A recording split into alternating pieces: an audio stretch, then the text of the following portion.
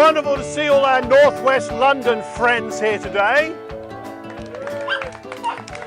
Welcome to Watford and to this special time together.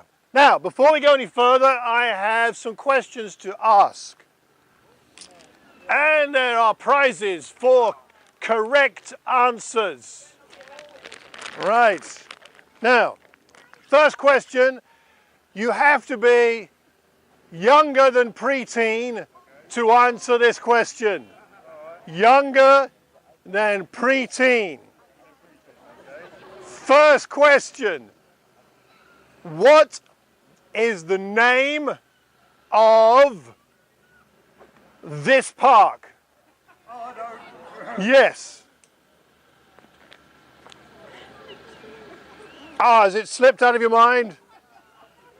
Not sure? Okay, the hand back there. I can't hear. It is Cashmere Park. Did you know that? Okay, well you can have one as well because you knew. All right, there we go. Right, second question. Second question. This is a tougher question, but I'm going to go for it. Again, under preteen. There's a canal behind here. What is the name of the canal? Does anybody know if they're under preteen? Does Raphael know? He's not sure. Does anybody under a preteen know? What do you think it is? The what, sorry? The Union. All right, the Grand Union Canal. We'll give you that.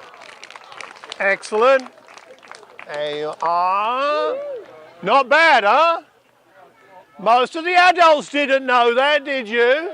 Oh yeah, oh yeah.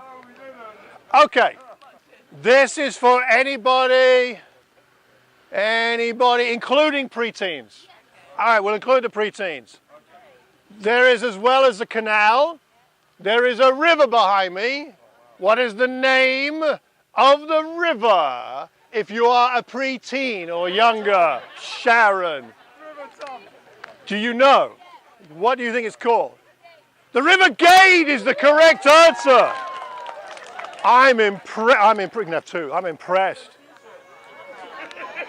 I am impressed. Okay. Now a question for up to teenager, including teenagers. All right, including teenagers. What crop has been harvested in this river for hundreds of years? They've been harvesting a crop here for hundreds of years. Do you know what it might be? Does Raphael know? What is it, Raphael? Can you tell me? Sorry? Not sure? The cress? The cress, yes, watercress. Watercress is the correct answer. Can you have one of these? Yes, would you like to take it, Rav? Well done. Again, I'll bet the adults didn't know that. No, we didn't. No? Watercress has been harvested here for hundreds of years. Bonus question, who knows? What is the particular quality of this river that means that watercress grows here abundantly? Who knows why? Yes? It's not stagnant, it's true. So I will give you one, but that's not what I was looking for. But anyway, that is true. It's a chalk stream. That is the answer. Wow, how did you know that? I think a little bit of collusion might have been going on there. I don't know. Okay. Question open to anybody. Anybody, any age. What is the Latin name for watercress? Going to the tough ones now. The Latin name for watercress. Does anybody know? The official name. Not water, no. It's not aqua or anything like that. No Googling, Akin. No. No, the answer is not Google.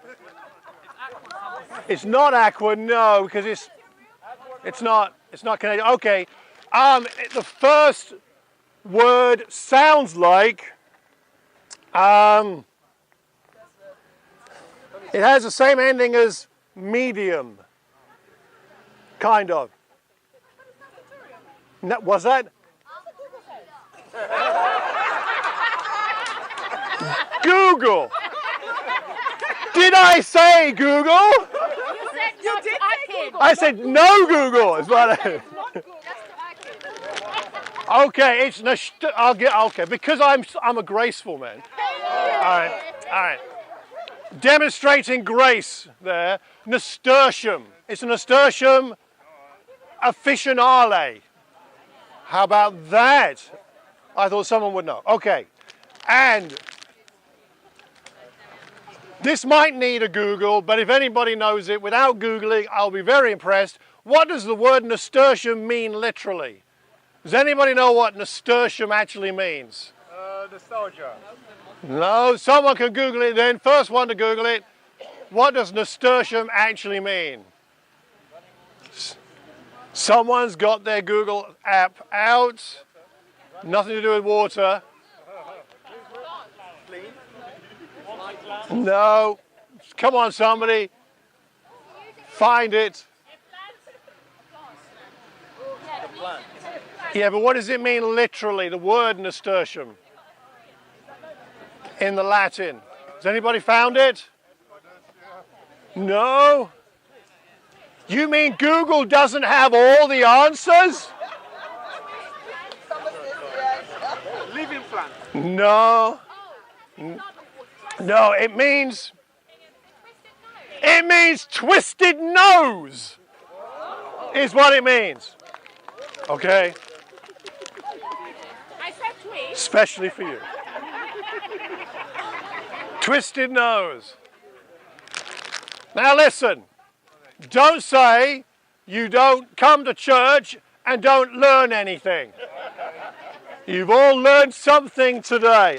These will be distributed later. Twisted nose.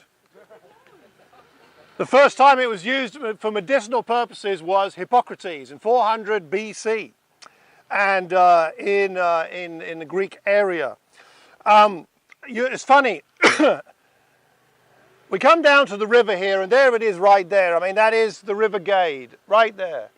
And there's things going on in that river we wouldn't know about. It's perfect for growing watercress, as opposed to most places. Strange and interesting things happen at rivers. Let's look today briefly at an interesting thing that happened at a river 2,000 years ago. A river maybe just like this one. Acts 16. Let's go to Acts chapter 16 and have a look. Something that happened by a river. Acts 16, and we'll be looking at verses 13 to 15. It reads, on the Sabbath, a day very much perhaps like this day, we went outside the city gate to the river, perhaps one just like this, where we expected to find a place of prayer, as we have been praying today. We sat down, as most of us have here, and began to speak to the women who had gathered there. One of those listening was a woman from the city of Thyatira named Lydia, a dealer in purple cloth. She was a worshipper of God. The Lord opened her heart to respond to Paul's message. When she and the members of her household were baptized, she invited us to her home. If you consider me a believer in the Lord, she said, come and stay at my house.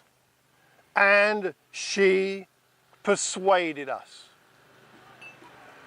When Paul and his companions went down to the river, They expected to find a place of prayer, but they did not know what else to expect. When you go with God to places, God does the unexpected.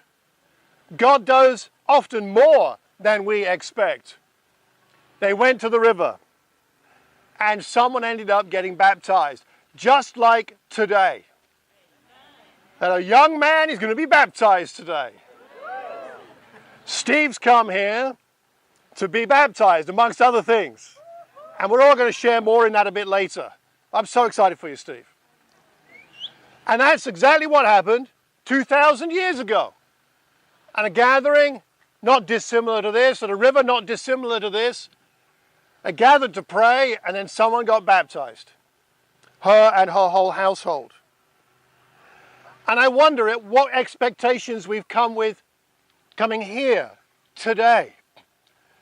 I've been expecting to meet old friends, and I do mean old, Akin.